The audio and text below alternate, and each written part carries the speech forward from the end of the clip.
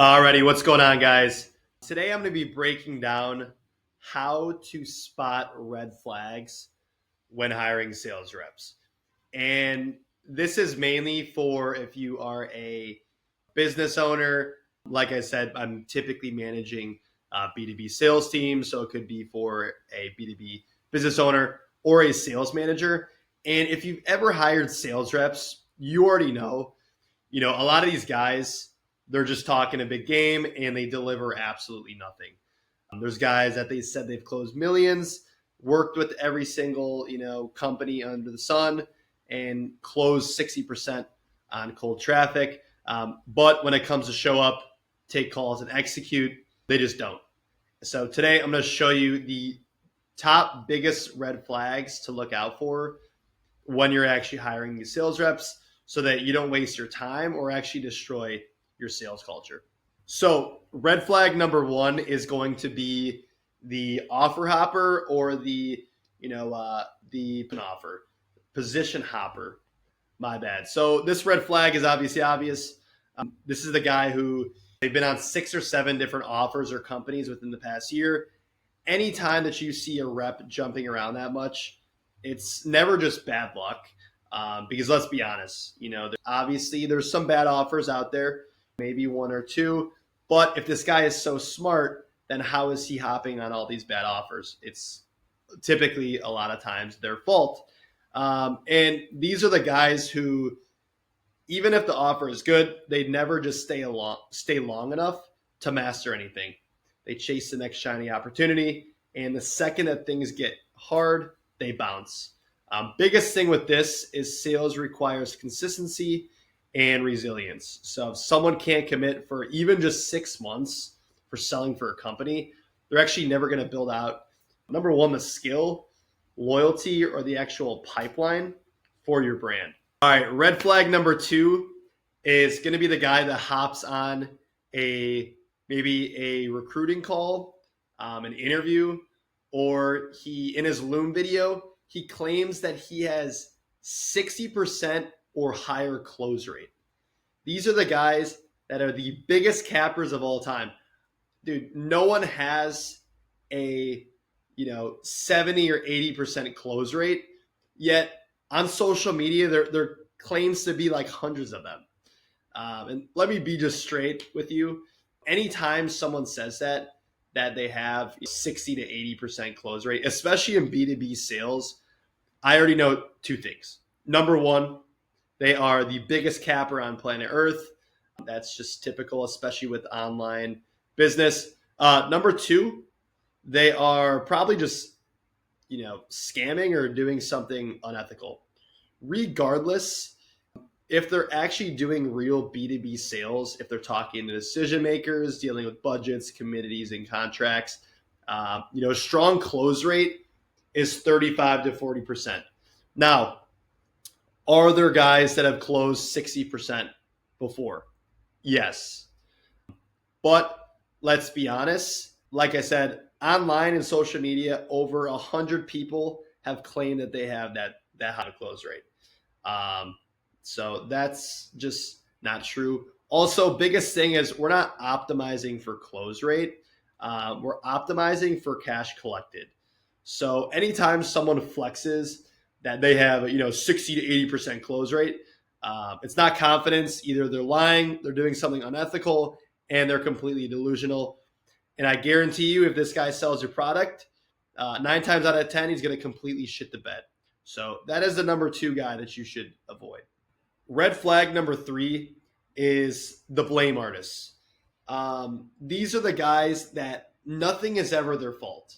Number one, they'll say, yeah, man, my last offer sucked, or the leads were terrible, the marketing team wasn't doing their job.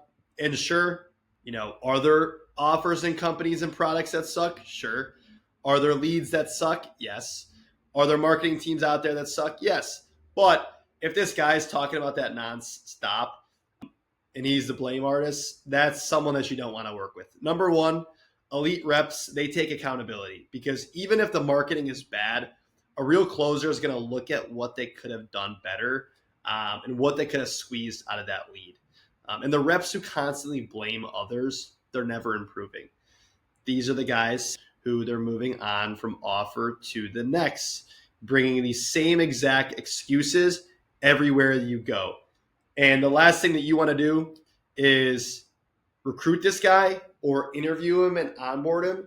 And then he does the same thing. 3 months later, he didn't close shit. He kept complaining about marketing or every single thing. He goes to the next company or tells his buddies, hey, don't interview for this company. They suck. That not only wasted your time not closing deals, but number two, he's just going to give your company a bad rep. So do not hire these guys whatsoever. Red flag number 4, and unfortunately this is a lot of guys, is the no dials guy.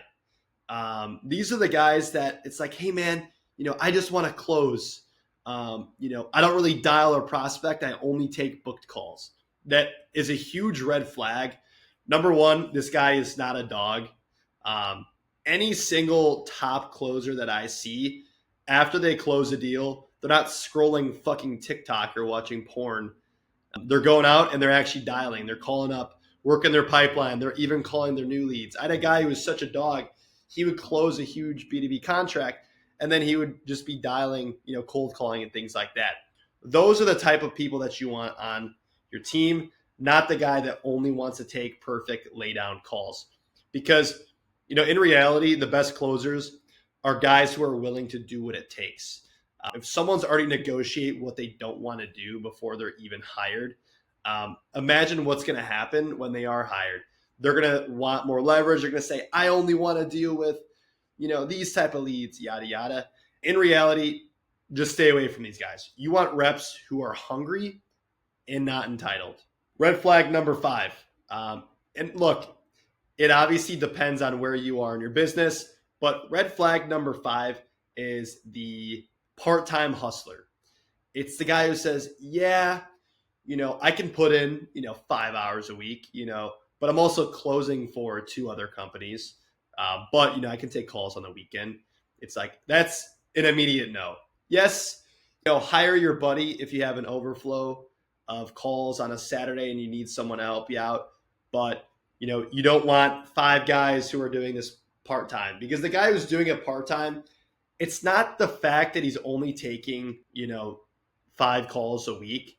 It's the fact that he's doing other things and he's not dedicated to your company as much as the full-time guys are. So if someone's asking that, unless you absolutely need them and you're in desperation, go out and find someone else who wants to work full-time. You can't be someone's side hustle. And in B2B sales, deals take time, they take research and consistency. If a rep's juggling 3 different companies, you're not getting 1/3 of their time. You're getting 1/3 of their effort and absolutely zero accountability. You want reps who are absolutely all in and they're not tourists just collecting commissions. And lastly, red flag number 6 is the ego closer. Everyone knows this guy who, you're talking, maybe you're a manager or you're an owner and you're talking and you can barely get a word in during the interview and sales meetings because he's too busy talking over you. He's talking about himself. He interrupts, he name drops, flexes on how many deals he's closed, and he just acts like he's God's gift to sales. Sure, there are guys who talk their shit and are good. If you are good, you should talk your shit. But when people who are higher above you are talking, especially if the organization is built properly, the sales manager is the best on the sales team, and then the top closer. If that's how it is, then that guy should shut the fuck up and listen to whoever the fuck is talking. The guys that talk about themselves constantly, number one, they don't listen. Number two, they don't take coaching, and they're absolutely destroying their team's culture. The best salespeople, yes, they're confident, but they're not guys that talk all the time. Also, if this guy's talking all the time in meetings and in interviews, on sales calls, he's going to do the same thing. He's going to talk about himself. He's going to talk about how the product is the best thing, which ultimately is too salesy, and you're not going to close enough deals. So arrogance means you can't shut up long enough to understand it, and these are guys that you should completely avoid. All right, so obviously we gave you the red flags. If you have half a brain, you should understand that you shouldn't hire those guys. But now I'm going to break down how to actually spot these in an interview. And it's very simple. Number one, you got to make your interview a simulation. You want to have them pitch their current offer.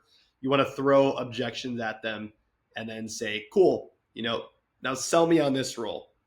If they're reacting and, they're saying they're not prepared, or they're blaming people, or they're getting defensive, or, they're crumbling when you push, you're just going to learn everything in 5 minutes. If you talk to someone who's just blaming his last offer constantly, saying how good he was and all this stuff, you're going to be able to spot it very, very easily. So the bottom line is, with your sales team, it's only as strong as its weakest mind. If you're hiring sales reps who are lying, blaming, or only want shortcuts, they're going to rot your culture from the inside out. Hire the ones who are actually hungry, coachable, and humble, because you can teach skill, but you can't teach character. And the moment you start filtering for that, your team's numbers is going to skyrocket.